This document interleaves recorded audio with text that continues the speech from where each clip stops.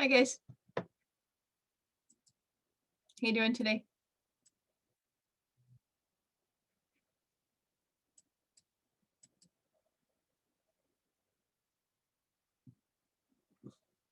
Did you guys have a good weekend?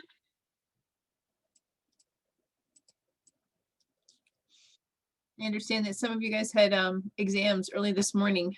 Or some of you are having midterm exams right now too. That's always fun. Yeah, we had physics this morning. Yeah, was it hard or how was it? It wasn't actually that bad. Yeah. But I definitely prepared. I put a lot of time into preparing that felt kind of worthless when you actually saw the exam. So that's good and bad depending on how you feel on it. Yeah. I could have done something fun this weekend. Right. Well, but it was good to prepare. Maybe it went okay because you prepared, you know? No, I don't think so. All right, you guys. So we just as a quick update on our schedule, let's make sure this is in complete focus. Okay, so just an update. So we're gonna do 5.4 today. We're gonna do most of it. My 9 o'clock class, we got through like almost the whole chapter, but I stopped early in order to answer some questions for homework if people had them. So we'll be able to pick up whatever we don't finish on 5.4 today, we'll just pick it up on Wednesday. What we're going to do on Wednesday is we're going to go back to 4.5 and 4.6, right? Remember how I said we're going to do as much as we can on these 2 chapter sections, but we need stuff from chapter 5 in order to complete chapter 4.5 and 4.6. So pull out your lecture examples for these 2 chapter sections because we're going to complete them. We left like empty spaces where we said we're going to come back and fill those in. So this is what we're going to do here. When we have our quiz on Thursday, right, we're going to do 5.3, 5.4, and 4.6. But you remember 4.6 includes stuff for 4.5. So it's kind of like 4.6 and 4.5. You can expect the complete set now. These chapter sections 5.3 and 5.4 are due on Thursday. I'm debating whether or not to make 4.6 the extra stuff due on Thursday as well. I may end up putting that stuff on there because it's pretty important. There's always like a final exam question like that. And it usually counts for quite a bit of points on your final exam. So we want to make sure that you really get it. So, you know, keep a lookout for for like an addendum for the homework assignment. I may just put a brief assignment on there for 4.6 and then maybe even 4.5, we'll see, just to have you finish it. Remember, we left off some of the stuff. That means we'll probably end up doing chapter 3.1 maybe on Thursday. We'll see how things go. And then Appendix A probably next week. But I think Appendix A, we kind of work in the topics for Appendix A into the different stuff that we're doing in chapter 3. So, you know, this is probably not going to be its own chapter section. It's maybe stuff that we lump in, but it's something that you can take a look at. So 3.1, maybe Thursday, maybe Monday, but you know, if need be, we'll, you know, adjust the deadlines on stuff. But what you can expect for things due this week, chapter 5.3, 5.4, and chapter 4.5, 4.6, and those things will be on the quiz. Okay, so the homework, the quiz that we have on Thursday. Anyway, just set your expectations for that. Okay, so I'll start on chapter 5.4. I've got my lecture examples for it, so make sure if you haven't printed it out, if you want to print it out, it can be very helpful. But I have it there. I'll scan in those solutions at some point today, hopefully. All right, so, or maybe Monday, I think, or no, Wednesday, sorry, once I get it all, once we finish it. So chapter 5.4. So 5.4 is basically about alternating series. So we're going to talk about alternating series theorems today. So let's talk about exactly what is an alternating series. So an alternating series is a series that has both positive and negative terms, and they alternate, right? So one positive, one negative, one positive, one negative. It has to be one, then the other, then the other, then the other. It's like if you alternate in pairs, like positive, positive, negative, negative, that doesn't count as an alternating series, even though it's true that it contains both positive and negative. we're looking for a series that's going to go positive, negative, positive, negative. But let's go ahead and define it in math-wise. So we're going to let a sub n be greater than 0. So a sub n, remember, is the algorithm that we use to describe our series types. This is the sum of a sub n. So the alternating series so if we say our algorithm without the alternating component is just a positive series, okay? But a sub n is that. But then if we add the alternating component, we can say we've got -1 to the n, a sub n. In this case here, our odd terms are negative, right? You can think about that, where n equals 1 minus 1 to the 1 times whatever a sub n is, right? That's gonna make it a negative term. N equals 2, this is gonna make it -1 squared, it's gonna become positive. So its odd terms are negative, and then if I have n equals 1 to infinity, -1 to the n plus 1, a sub n, this is even terms. Even terms are negative. Okay, you can think about it like n equals 1 minus 1 to the 1 plus 1 minus 1 to the 2 becomes positive. When n equals 2 minus 1 to the 2 plus 1 minus 1 to the 3 becomes negative. Okay, so this one here, our even terms are negative. Okay, all right, so when we have an alternating series, we need an alternating series test. So we call this, we're going to call it the alternating series test. And this is a test for convergence.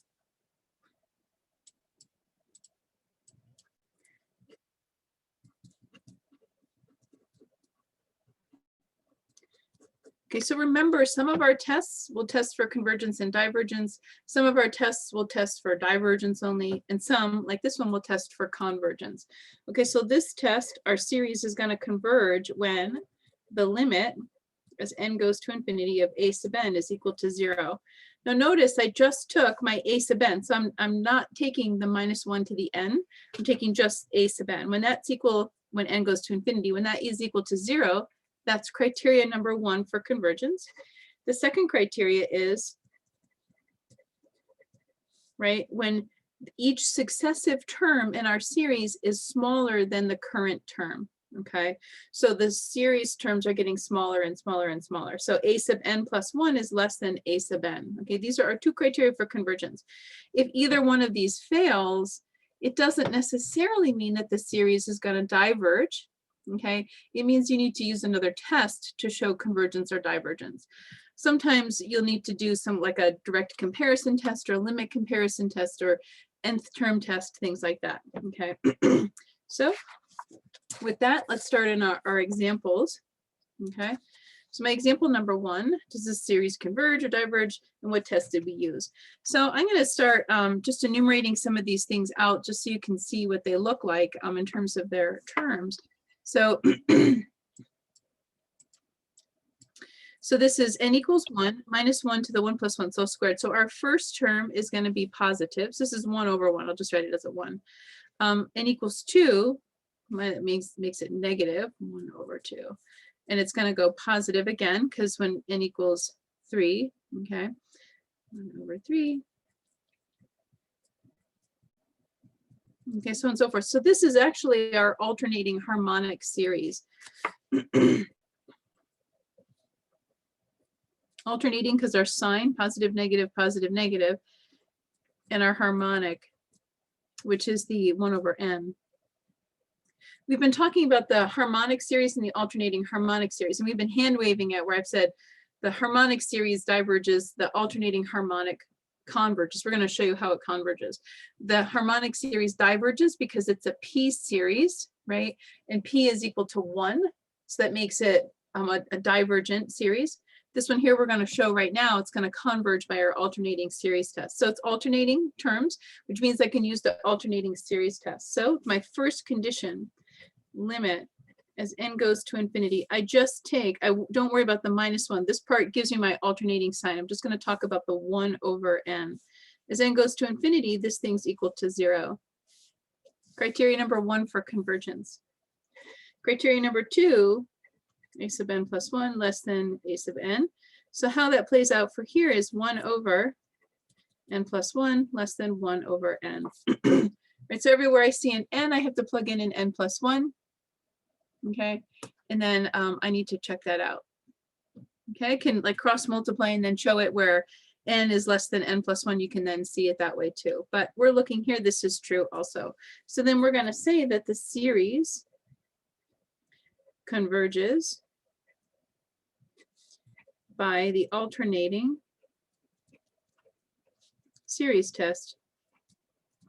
Remember, you have to state what your conclusion is. You have to state what test you're using, okay? And you have to state each condition and how this thing passed or failed it, okay?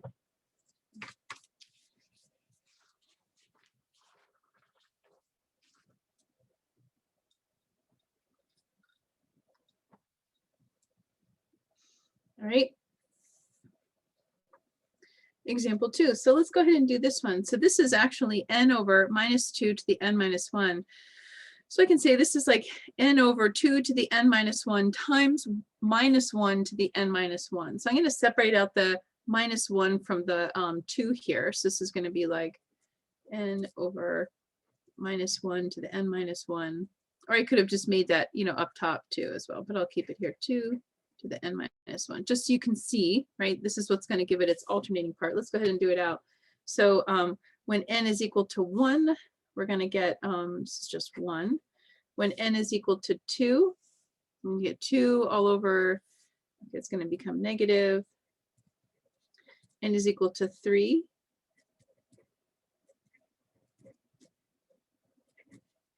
And so on and so forth. So it's alternating. Positive, negative, positive, negative, positive, negative. See, I kind of goofed. I put it plus, minus, but it's the same thing. It means it's a negative term. All right, so this is an alternating series. We can kind of see it here with the negative, but see how I separated out the negative 1 just so we can see it. All right, so let's check our conditions. So 1, the limit as n goes to infinity. Remember, I don't worry about this minus 1 part. I just do n all over 2 to the n minus 1. Okay, so as this goes to infinity, what I need to do actually is, this is going to become indeterminate, right? So I need to use L'Hopital's to resolve it. So I'm going to call this,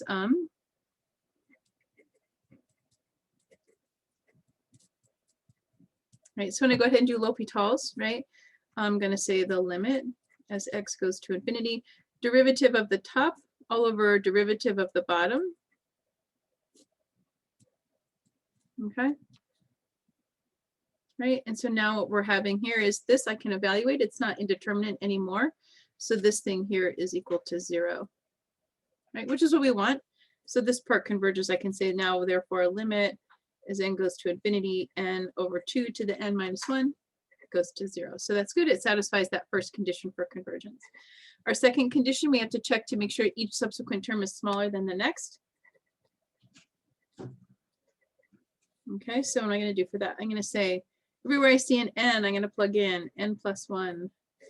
And I'm going to go 2 to the n plus 1 minus 1. Notice how I'm not worrying about the negative 1 because we're just talking about a sub n.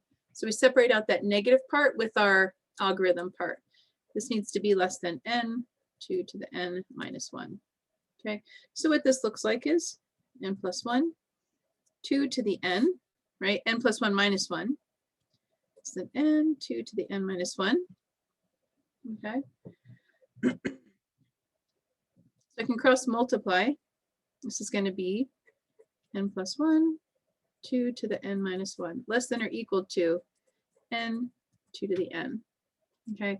As n's going to infinity, remember, we're judging this for every n. So when n goes to infinity, this is the term here that's our dominant term. So I'm going to be comparing these terms here. Okay, this is the term that's really going to dominate. Okay, dominate my decision process because this value here is going to get so much bigger compared to n plus 1. All right, so then, right, we're going to get basically this term here is smaller than 2 to the n minus 1. So this is true. Okay, so I've satisfied both conditions. I've showed it algebraically here, and then we did L'Hopital's to do that one. So therefore, I can say the series converges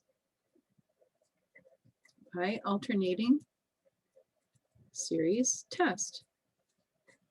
Okay, You have to show both conditions. If one of those conditions fails, it doesn't work. It doesn't show convergence. So we're going to show an example when we do something like that. The alternating series test doesn't show divergence, but one of the conditions will actually help you figure out if it's going to diverge or not. But we'll talk about that right now.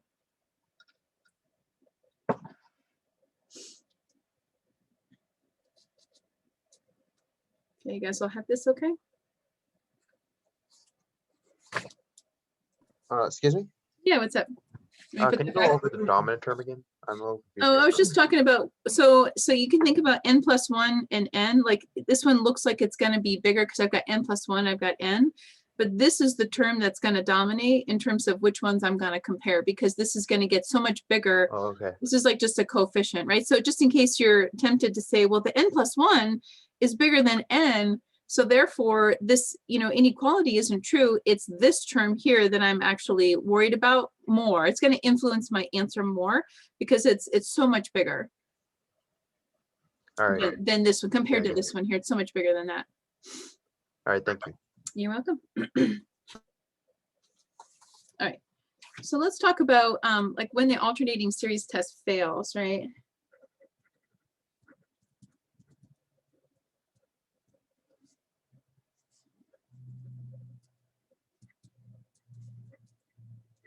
What should we do at that point? All right, so let's say I've got n equals 1 to infinity. This isn't an official example. I suppose it could have been, but I didn't make it into the lecture examples. Okay, so this is minus 1 to the n plus 1. Could you use the ratio test to prove the second condition? Yeah, so that's a great question. So the ratio test is like a limit, right? Where I'm checking a n plus 1 over a of n. And you're right that it's true that I want to make sure that each successive term is decreasing, so less than 1. Technically you're probably doing too much work if you're doing the ratio test on that, because now you're doing the ratio test. Whereas on the second condition, I just need to show that algebraically, right? I get what you're saying. We're kind of setting up that same kind of inequality, right? Where I've got this n plus 1, I'm comparing it to n, right? We're doing that same thing. So a of n plus 1 all over a of n has to be, less than 1 on the ratio test, right? But in this case, right, that ratio test is more work, I think, than just setting up our inequality and making sure that that inequality is true. But I get what you're saying, because the ratio test also compares each successive term. We want those terms to be decreasing in value. So I think I would be careful. I think that if you use the ratio test, then somebody who's grading it might wonder where you were coming from. So I would just set up the inequality, a of n plus 1 less than or equal to a sub n, and then just make sure that inequality is true. Okay, but it's a great idea. All right, so let's do this. So I've got this one here. Let's just check to make sure it's an alternating series, although we're pretty confident that it is, but let's take a look at it. So in n equals 1, we've got 2 all over 1 minus 3 all over 2, 4 over 3, 5 over 4. So it looks like an alternating series. So that's good. All right, so alternating series. So I'm going to do the check. So I'm going to do the first. I'm going to say the limit as n goes to infinity of my n plus 1 all over n. This thing is equal to 1. So that's not equal to 0, which means that it failed my first condition. So it fails first condition for convergence. So that means I'm not even going to check the second condition for convergence, because once it has to pass both of them. So if it fails one of them, just don't bother with the next one. Okay, this alternating series test does not tell me about convergence. I mean, it does not tell me about divergence, sorry. So when I get this, when it fails my first test, it doesn't necessarily mean that it diverges by the alternating series test, okay? But what I need to do is I need to do another test to show convergence or divergence. But let's take a look. Limit as n goes to infinity of a sub n, right, does not equal to 0. This should kind of be ringing bells. So I'm going to do the nth term test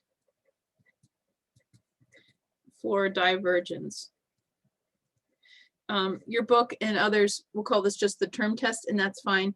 I tend to write the whole thing out to remind myself this is only a test for divergence, okay? So I'm gonna do that really quick. I know I'm just basically doing that first condition check again. N is equal to 1, which is not equal to 0. Therefore, it diverges by the nth term test for divergence, okay?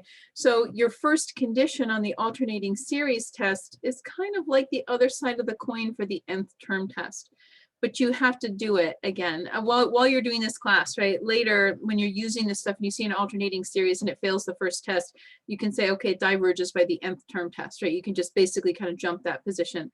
But right now, we go to check our alternating series test. It's equal to 1, it's not equal to 0. I need to do another test. My nth term test for divergence looks just like that. I write it again. Therefore, it diverges by the nth term test for divergence. Okay, so this is an example where it fails our alternating series test, but it fails on this first bit right here. Okay. And therefore, it satisfies my nth term test. If it passes the first one, but it fails the second one, that's kind of unusual because, you know, that means that our n plus 1 is, you know, increasing, but it's somehow, you know, passing our limit. But whatever, let's pretend that that's true. Then you want to do some kind of maybe a comparison test, a direct comparison test or a limit comparison test. But in this case here, this is your first big check, okay? But then if it fails on this one, you know it's going to pass the nth term test for divergence. All right, you guys all have that written down. I can turn the page. All right. Okay, so let's talk about the remainder. This is a lot more simple than the remainders that we were talking about with our Maclaurin and Taylor polynomials, but let's talk about our alternating series remainder. Okay, so the remainder. So let's let our sum, our big S equal to the sum n equals 1 to infinity. We've got -1 and -1 a sub n. Okay, it could be n minus 1, n plus 1. It doesn't really matter how we've set up this bit right here. Okay, so this is convergent alternating series. So I'm telling you ahead of time it's going to converge as an alternating series.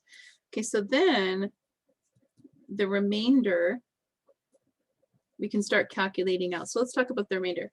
The remainder is the difference, the absolute difference between our total sum, the sum of the whole series, minus our partial sum. So we can think of total sum minus partial sum, right? S sub n is our, S sub 6 is the sum of the first 6 terms. S sub 5,000 is the sum of the first 5,000 terms, right? That's going to be less than or equal to our remainder of that same order, okay, which is less than or equal to the next term up, right? So if this is S sub 6, my partial sum, I'm going to sum up the first 6 terms, a sub 1, a sub 2, a sub 3, a sub 4. So let's do that. So S sub 6 is equal to a sub 1, a sub 3, a sub 4, a sub 5, a sub 6, right? The first 6 terms, okay, that's our partial sum. This is our total sum. I'm going to sum up all infinity of those terms. I'm not going to, but this is what that summation means. Our remainder, 6th order remainder, is our next term up. That's a sub 7, okay? Or we can say that remainder is less than or equal to our next term up. We're going to basically approximate, right? We're going to approximate the total sum with the first 6 terms. And then we have to calculate the error in doing this approximation.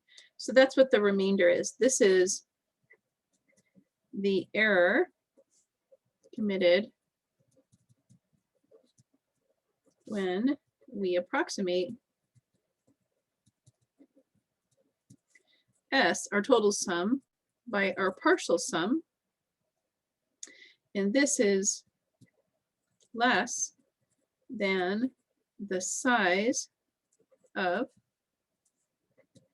the first omitted term, a sub n plus 1. Okay. It gives us basically a range of values for our sum, our total sum. this will give a range of values for our total sum, because we're making an approximation, right? And these series really are a sum, like they're sum of numbers, right? But they're sum of numbers that are formed by a particular pattern. Okay, so if it's an alternating series, we can come up with an estimate of what that sum is. Then we have to come up with the error calculation, our remainder, and we can use that error, our remainder, to figure out what a range of values for the total sum. So let's do an example. Example 3 is like that.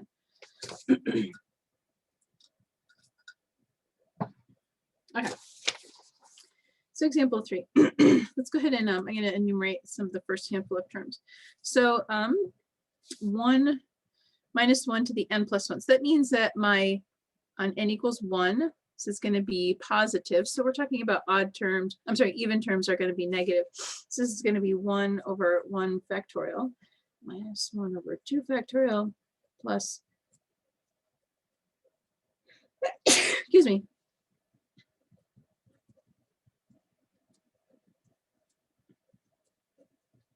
okay, what we're going to do is I'll write this down here. We're going to show that this is going to converge, and then we're going to use the first, approximate the sum of the series by using the first 6 terms.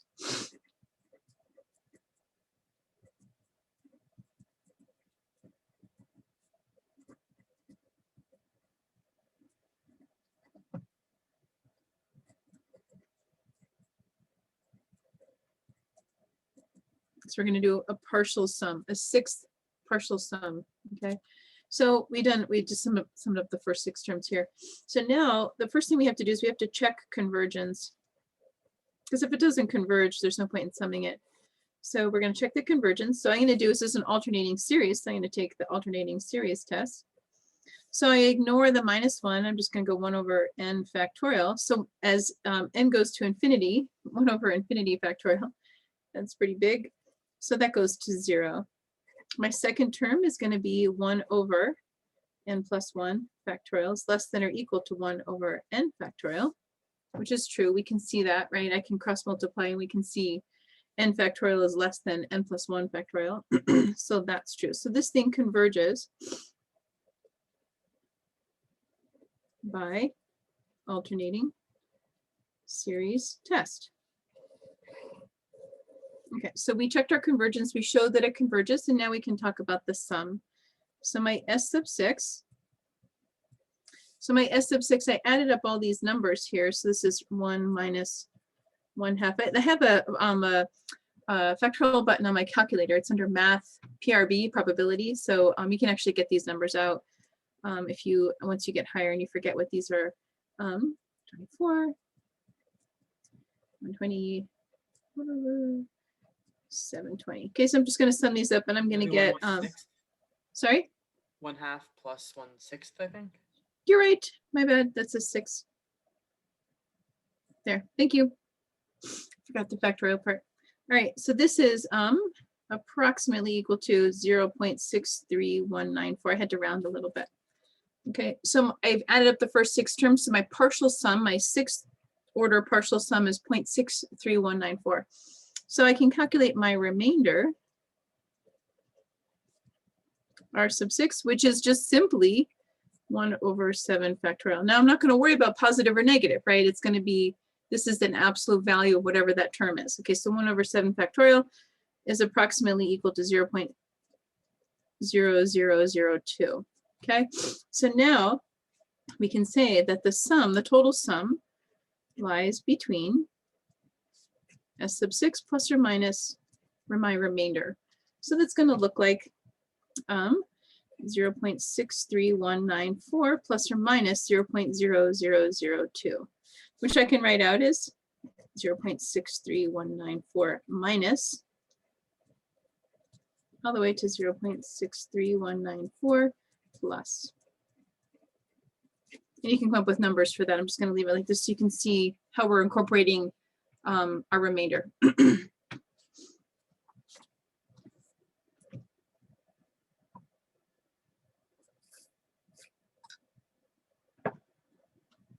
Okay. So it's for alternating series. Obviously, first you have to show that it converges. Otherwise, there's no point in getting a sum. It'll go to infinity probably. Okay. So the remainder. All right. So let's talk about another concept.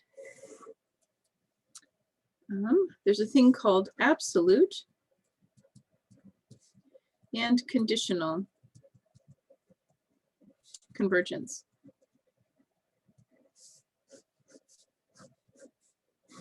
Okay, so what does it mean? We're going to talk about, we'll do them individually. So as a theorem, absolute convergence. So as a theorem, what this means, we're going to say if the series,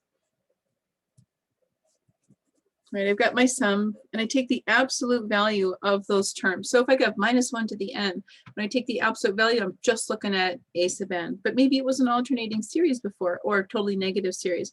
But once I take the absolute value of it, if this thing converges, after I take the absolute value, then we say that the series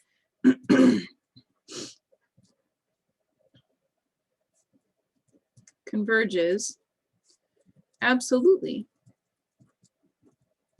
Okay. It's a term. We say it converges absolutely. It means the test that we did, the test that we did had an absolute value on it, like our ratio test has an absolute value on it, or we applied the absolute value and we checked for convergence. Okay. Also, you should know if the absolute value of a series converges, then it's also true that the regular part of the series will also converge. Okay. So it's an important convergence test. Conditional convergence.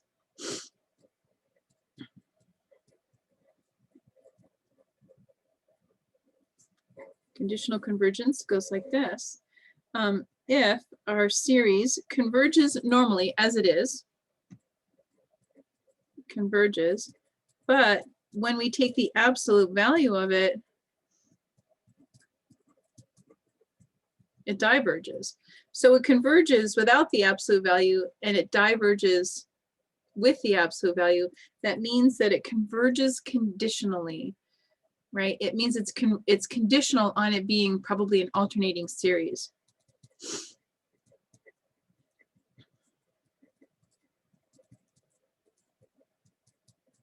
Okay, you see this a lot with alternating series.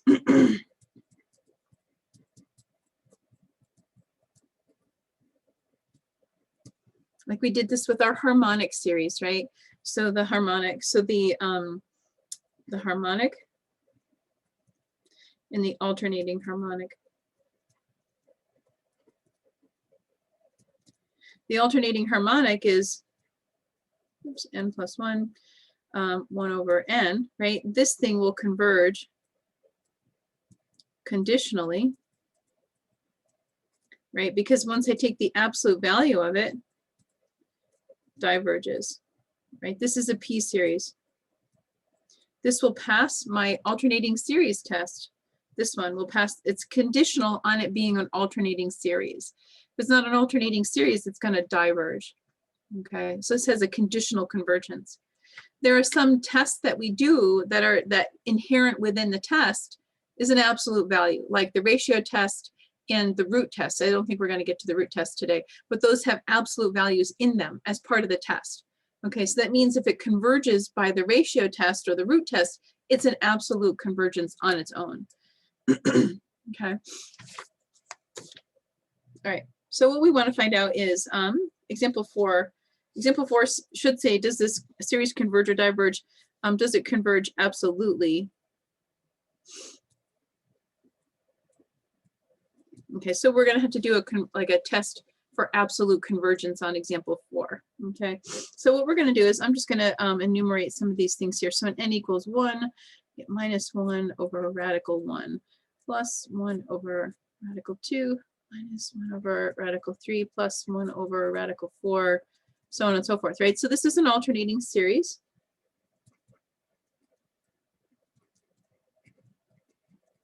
All right, so I'm going to do that check. So my first check is the limit as n goes to infinity of 1 over radical n. This thing goes to 0. Good. My second check is 1 over n plus 1 inside a radical is less than 1 over radical n. That's true. So we're good. So then therefore this thing converges by alternating series test, right? I had to say what test I used. Okay. So now I'm going to check absolute convergence. The absolute convergence questions are always twice as long because you're doing 2 tests on the same series. So what this means is I'm going to go n equals 1 to infinity, absolute value minus 1 to the n, square root of n. What this looks like is n equals 1 to infinity. I'm going to rewrite this as 1 over n to the 1/2. Okay, so I don't have the -1 anymore. It's not an alternating series. I have an n to the 1/2. This looks like a p series, right, with p is equal to 1/2, okay, which is less than 1, which means it diverges. Okay, so it diverges as a p series, right, but it converges as an alternating series, which means the convergence is conditional on it being an alternating series. So therefore, I'm going to say, therefore, this series converges conditionally. Okay. It happens frequently, you know, that, I mean, not all the time, but often with the alternating series, it'll pass the alternating series test, but it'll fail the absolute convergence test.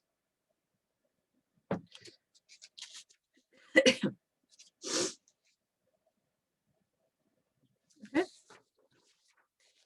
So how about this one? Example number 5, -1 to the basically n squared plus n divided by 2, right? So let's take a look, all over 3n. So this is like when n is equal to 1, I'm going to get 1 times 2 divided by 2. So that's equal to 1/2. So it's -1 over 3 to the n. And this is going to be minus when n equals 2. 2 times 3, 6 divided by 2 cubed. So it's a minus again, 1 over 9th.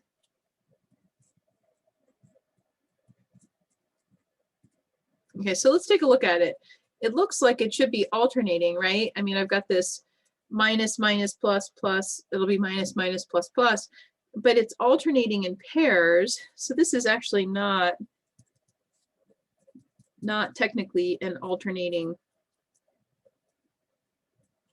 series. I can't do the alternating series test on it. It alternates in pairs. Okay, which isn't the definition of our alternating series. It needs to go positive, negative, or negative, positive, every other one. So we'll do an absolute convergence test on it and we'll see what we get. Because I know if I can get it to converge absolutely, the original series will converge too. So I'm going to go, let's see, n equals 1 to infinity, absolute value, -1, n plus 1 divided by 2. 3 to the n. With the absolute value, this becomes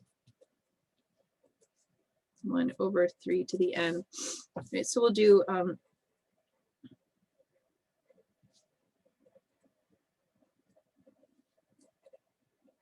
okay, so I'm going to do this. Well, this is like saying n is equal to 1 to infinity, 1/3 to the n, right? Which hopefully is starting to ring a bell. It's a geometric series, right? It's a geometric series, and our r is equal to 1/3. So 0 is less than absolute value of r, which is less than 1, right? So therefore, this thing converges. It converges absolutely, which means the original is going to converge too. Okay.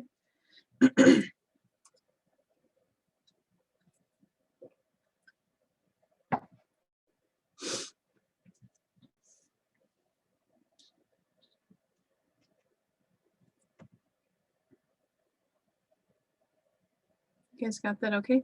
Can I scroll up?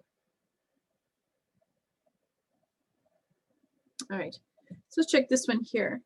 So I've got a -1 to the n. So that means it's going to be flipping in sign. So it's going to look like -1 over ln of 2, right? When n equals 1, 1 over ln of 3, 1 over ln of 4, ln of 5, so on and so forth. So it's flipping signs, minus, positive, minus, positive. So this is an alternating series.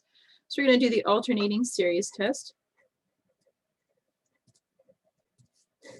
Okay, so our first condition on the alternating series test, the limit, as n goes to infinity, 1 over ln of n plus 1. As n goes to infinity, natural log of infinity is still infinity, right? So 1 over infinity, that's equal to 0. Check. My next term up, I need to check to make sure 1 over ln of n plus 1 plus 1. Everywhere I see an n, I plug in a plus 1.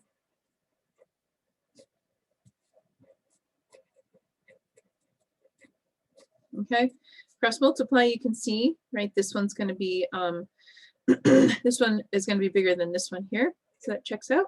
So therefore, this thing converges by the alternating series test. Okay. All right, let's check absolute convergence.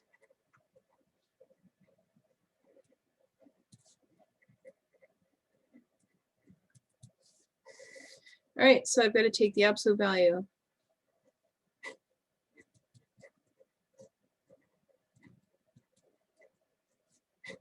Okay, this is going to become n equals 1 to infinity, 1 over ln n plus 1.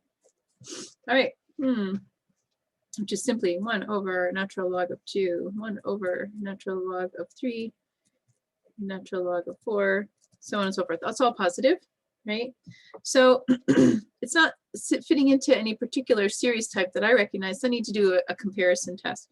So I'm going to do a direct comparison test.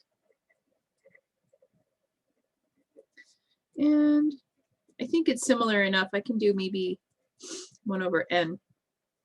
Okay, so 1 over n, let's just write down this is a divergent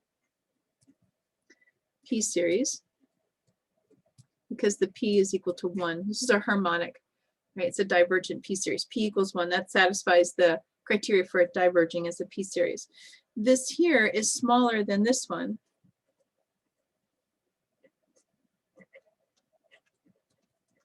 Right? It's smaller than that, which means since this diverges and it's smaller, it's going to push up into divergence this test right here, this series right there. So let's write that down. Since 1 over n diverges and it is smaller than 1 over ln of n plus 1, then our 1 over ln of n plus 1 series also diverges. And let's write down the test by direct comparison test. I know we wrote it there, but let's write it again. Direct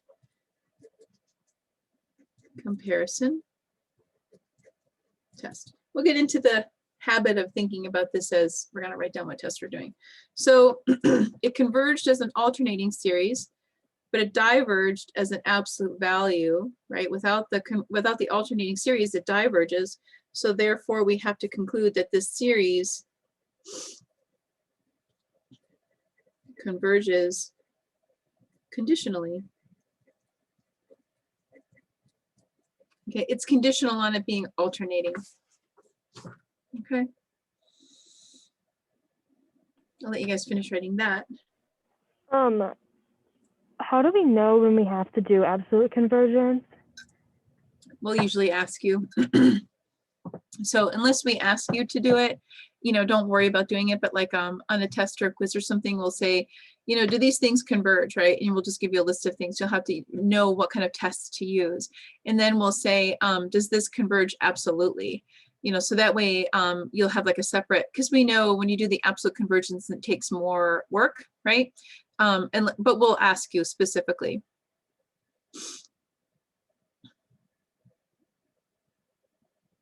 Okay. All right. So let's Our next series test is something that we saw in chapter 4, but I'm putting it here again in chapter 5 so that you have it as your list of series tests to do. So this is our ratio test. This goes on your list of series tests to perform. So this is a test for absolute convergence, because it has the absolute value on there, right? So when you have the absolute value built into the test, like ratio test and root test, which we'll learn the root test on Wednesday, ratio test and root test, if it converges by this test, it converges absolutely. So we've got this A sub n, our algorithm.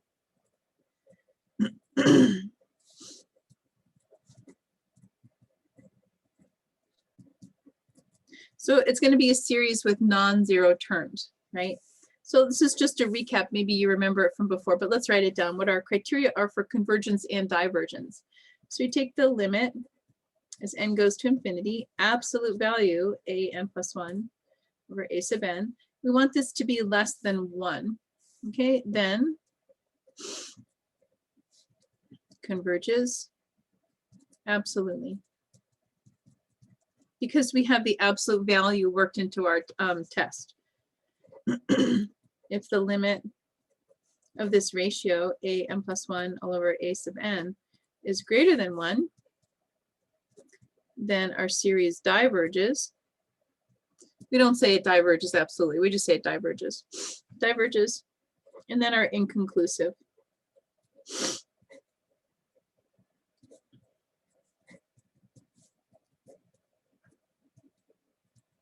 If you get an inconclusive result, then you need to go back and, excuse me, then find another test to use for it, okay? Whenever I see n factorials, okay, things like that, I always think ratio tests, because if I have a ratio, then I can get rid of my factorial, clean it up a little bit. Now these series that we're doing are not power series. They don't have any x on them. So I'm not looking for a radius of convergence when I'm doing this stuff. I'm just checking to see if this series of numbers is going to converge or diverge. Okay. All right. So I've got 2 to the n all over n factorial. Okay, so I see an n factorial. I'm going to do this in red. So I see an n factorial. This makes it a good candidate for our ratio test.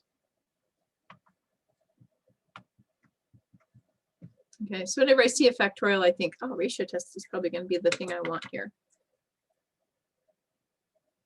Okay, so let's go ahead and apply our ratio test. So I'm going to say the limit as n goes to infinity, 2 to the n plus 1 all over n plus 1 factorial, all over 2 to the n all over n factorial.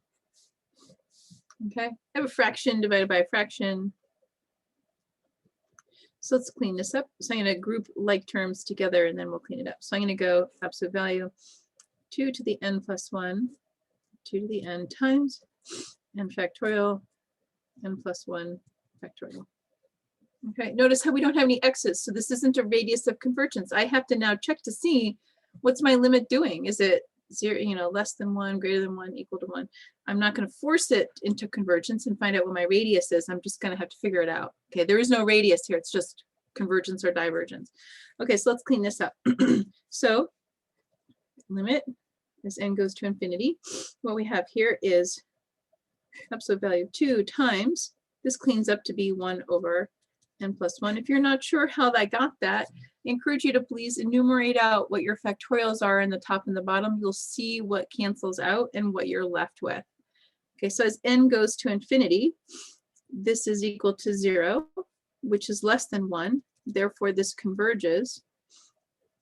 I'm going to write it converges absolutely by our ratio test. Okay, we're just checking convergence, okay, on our ratio test. We're not checking, this isn't a radius, there's no power series here. This is just a series of numbers, okay. So what I'm going to do here is we have a couple more examples, and then we also have like another series test to do, our last series test. I'm going to do those on Wednesday because I want to leave some time for you guys to ask questions on the homework if you have any questions on the homework. And then it'll also be a good pickup spot for Wednesday's talk. Remember, when you come to Wednesday's class, to bring your lecture example pages for 4.5 and 4.6, because we're going to fill in the blanks on those, the things that we left when we were covering it the first time. Okay. All right, so I'm going to stop here. Do you guys have any questions on the homework? I can answer questions on 5.3 if you want. Let me pull out my 5.3 notes here. 5.3, number 12 and 22. Sure. All right. Okay, so 12. So this is chapter 5.3, and we're going to do question 12. So question 12 says j equals 0 to infinity. I'm going to go 1 over 2 to the j plus 1. Okay, so basically what I'm doing with this one is I'm going to compare, I'm going to do a comparison test. So I'm going to compare with 1 over 2 to the j, right? I mean, it's 1 over 2 to the j plus 1. It's pretty similar to 1 over 2 to the j. So I'm going to take a look at this. So this one here, I have to talk about what this one is. This is a 1/2 to the j, right? So this is a convergent geometric series, right? Where 0 is less than absolute value of 1/2, which is less than 1. I have to show all this stuff because I'm choosing this series. I have to show why, like what type it is, what's the condition for converging or diverging, and how does it satisfy that? So this is convergent geometric series because my R is 1/2, that's between 0 and 1. So that's going to converge. Okay, so now what I'm going to say is 1 over 2 to the j plus 1 is less than or equal to 1 over 2 to the j. Because I've got this plus 1 happening here. So therefore, this thing converges and it's larger. It's going to squeeze down this one here. So therefore, 1 over 2 to the j plus 1 also converges by direct comparison. And incidentally, it's like our squeeze theorem. Okay. Well, we're doing a direct comparison test, but what allows us to do the direct comparison test is a squeeze theorem, essentially. What was your other one? With the addition of sections from chapter to the quiz this week, is there any additional homework due Thursday? Yeah, so that's what I said. I think I'm going to add, go back to 4.5 and 4.6 and finish up the stuff that we skipped last time. So you're going to complete your 4.5 and 4.6 homework. Now, I think actually you have 4.5 and 4.6 solutions up online because I posted them before the exam. So you can always have those to check. But yeah, I'll post something, I think like a homework assignment for 4.5 and 4.6 because it's important. You always have like a final exam question on that stuff and you want to make sure that you get it. What do we want? 22. So 22 says, this is similar. Yeah, this is, we're going to do the same thing that we just did. So this is, we'll do a limit comparison on this one. I think they wanted us to do a limit comparison, I think. I'm trying to remember. Yeah, okay, so they're asking us to do a limit comparison on this one. So this is 1 over 2 to the j minus 7. And I'm going to go compare with 1 over 2 to the j, which we just showed was a geometric series. 1/2 less than 1 converges. Okay, so this one converges by the geometric series. And so we're going to do a limit comparison. So I'm going to say the limit as j goes to infinity, 1 over 2 to the j minus 7 all over 1 over 2 to the j, right?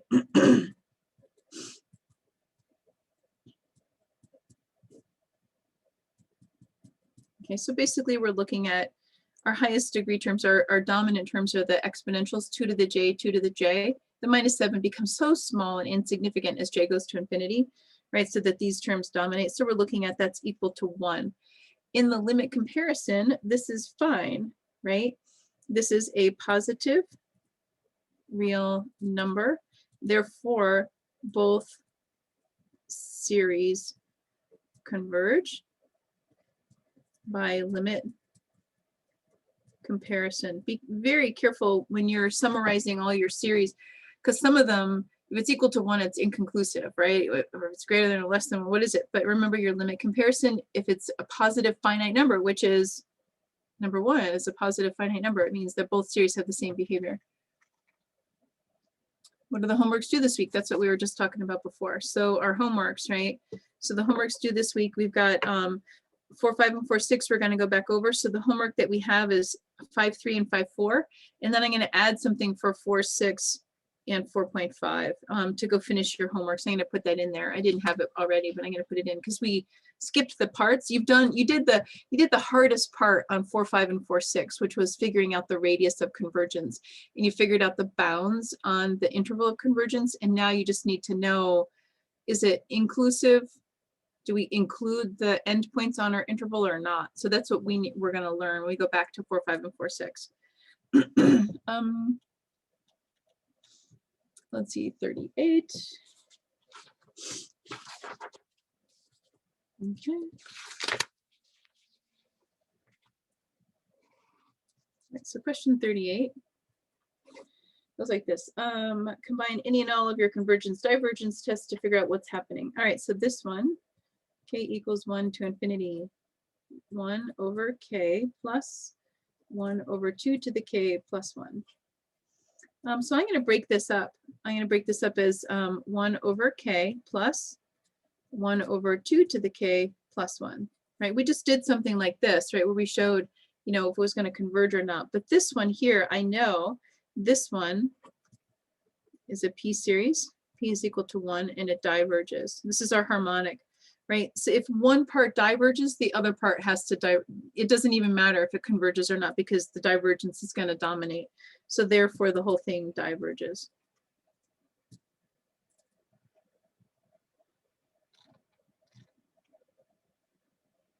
All right, 38, working through 31 and 40. Okay, give me a sec. Okay, we're doing the ratio test. So 35 uses the root test, so you guys don't have that yet. So which one did you say? 31, right? Okay, so question 31 looks like, where am I? Just looking at it. So this is 5k all over k factorial plus 1. So every time I see a factorial, I think probably ratio test is a good one. So I'm going to write down ratio test. I'm going to say limit as k goes to infinity, 5 times k plus 1. Be very careful. It's not 5k plus 1. It's 5 times k plus 1 all over k plus 1 factorial plus 1 all over 5k k factorial plus 1. Absolute value, right? We're going to be dividing by a fraction, so we're going to multiply. So this is going to look like limit. We're going to group things together. So this is going to go k factorial plus 1 all over k plus 1 factorial plus 1 times k plus 1 all over k.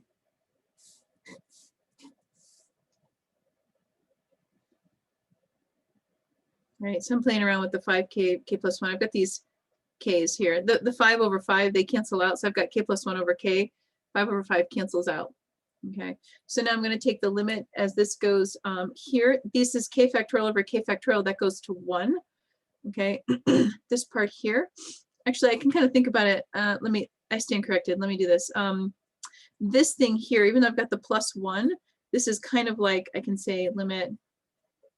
This is going to end up being something like k plus 1, right? These plus 1s are going to be negligible as k goes to infinity. So then this is going to end up being k plus 1 all over k. So then these are going to cancel, and I'm left with 1 over k. So that means this whole limit goes to 0, which is less than 1, okay? Which means it's going to converge. And it converges absolutely. Okay. 31 and 40. All right, let's try 40. Okay, you know, 40 is a root test. We actually haven't learned that one yet. If you, I mean, I can show you in office hours if you want, but so 40 uses a test that we haven't learned yet, which is the root test. We're gonna get that on Wednesday. Okay. I don't want to cover it now because we haven't actually technically learned it yet. Okay, you guys all set? You can come to office hours and ask questions there too. Totally fine. Thank you. Okay, guys, take it easy. Have a great day. I'll see you on Wednesday. Remember, bring 4, 5, and 4, 6 with you so we can go over those again. Bye.